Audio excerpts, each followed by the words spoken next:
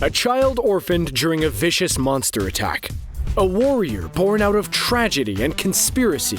A fierce believer whose passion shaped the very world around them. Those are words that describe two of the greatest anime characters of all time, Naruto Uzumaki and Eren Jaeger. But that's just the tip of the iceberg when it comes to what these two heroes have in common. Probably the biggest similarity between Eren and Naruto concerns their big powers. In the first episode of Naruto, we learned that the nine-tailed fox demon that attacked Konoha and made him an orphan was sealed inside of him. As the series progresses, Naruto slowly gains mastery over the abilities that the nine-tailed fox gives him. The two even gain each other's respect, becoming partners instead of adversaries. Eren, on the other hand, is shocked to discover that he has the power to turn into a titan when another titan consumes him, leading to his first transformation. It turns out that his father Grisha went to insane lengths to give Eren the power of the Attack Titan and the Founding Titan. Aside from making both heroes incredibly powerful, this also makes both of them pariahs among their communities. People treat Naruto harshly for most of his life, while Eren was lucky not to get executed once his Titanic transformation was discovered.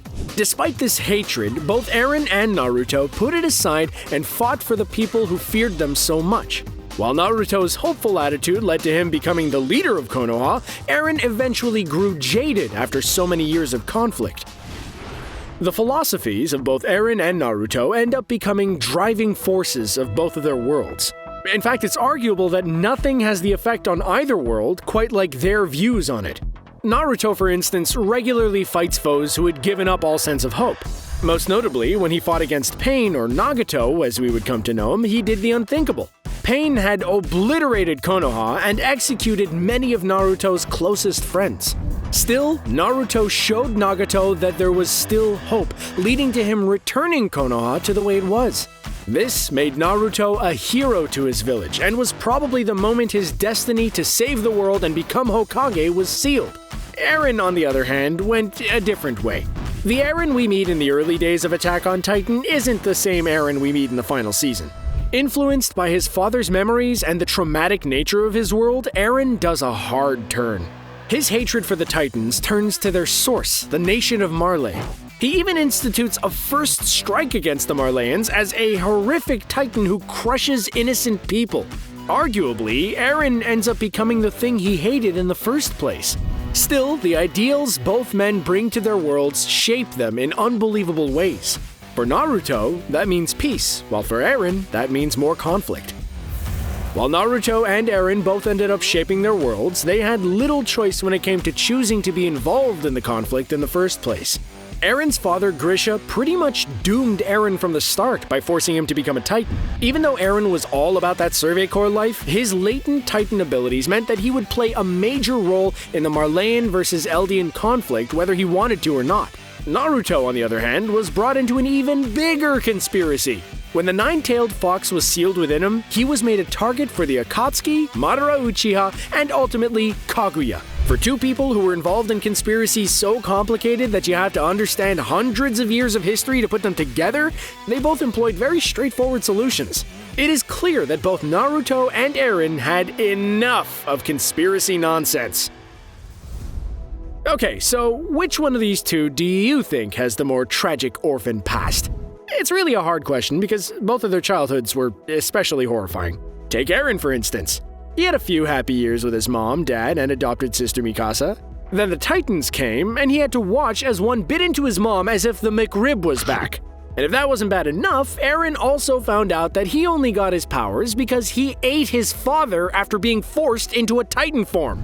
Naruto, however, never got any time with his parents. Both perished during the nine-tailed fox attack that ended with the demon sealed inside Naruto. He had to live out most of his childhood as a delinquent who was hated by his village for seemingly no reason. I do kind of have to blame this one on Sarutobi, though. Naruto was his responsibility, and he really dropped the ball. Luckily, Iruka was there to act as Naruto's only real family. Oh, now that I think about it, Eren definitely had the more tragic past.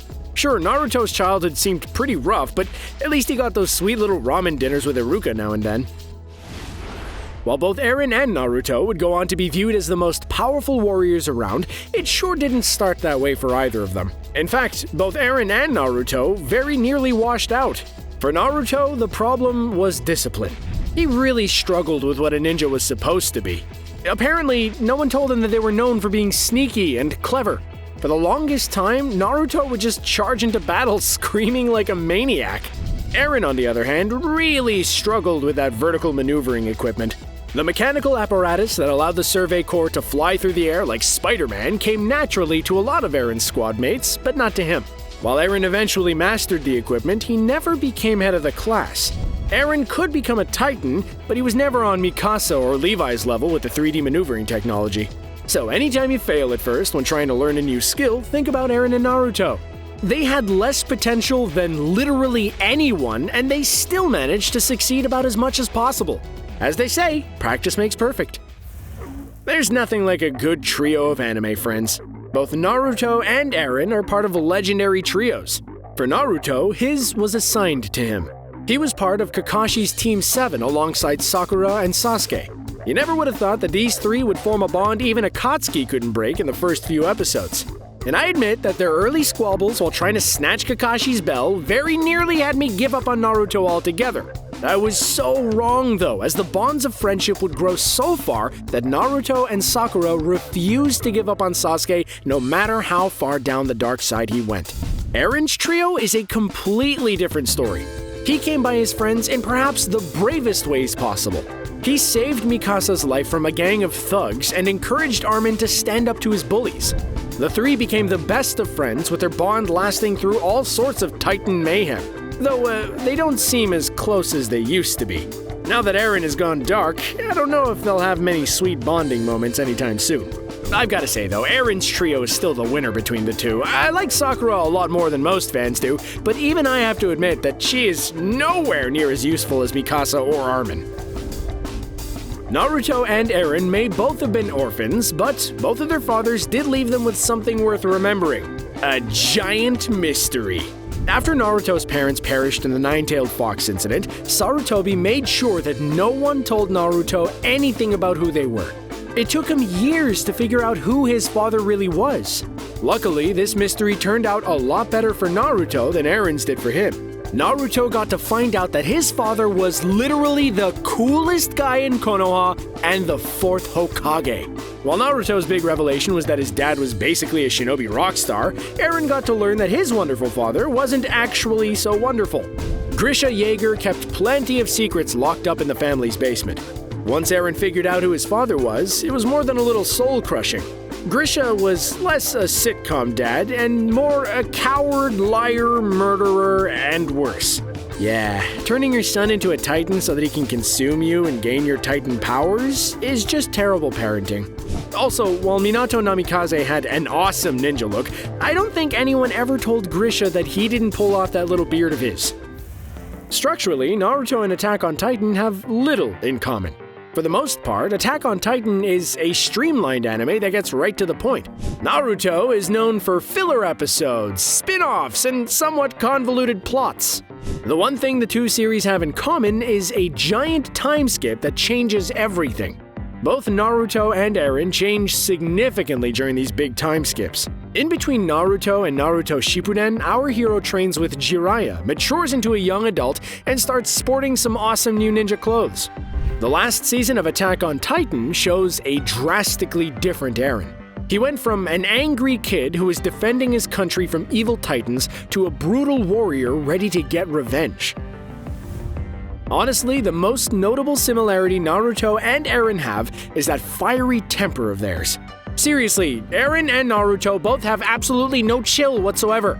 I mean, Eren literally lives in an island where everyone thinks that the entire human race is about to be eaten by titans, and people are constantly annoyed with how intense Eren is. Naruto was so intense that I know several people who could never get past the first batch of episodes. Though, to be fair, Naruto is a responsible Hokage who seems to have that temper in check, while Eren is busy stomping all over cities in Titan form. Perhaps the most important thing that Naruto and Eren share is that they are anime icons. There is absolutely no doubt that Naruto Uzumaki and Eren Jaeger have forever changed anime. Naruto's can-do attitude and infectious positivity will no doubt leave a mark on new protagonists for decades to come, while Eren's intense character arc will push the limits of what we expect from new heroes. They will forever go down in anime history as legends. Well, now the only thing left to figure out is what I'm gonna do once Attack on Titan finally ends. I mean, Boruto seems like it'll last for another decade at least, so that's something I can hang on to.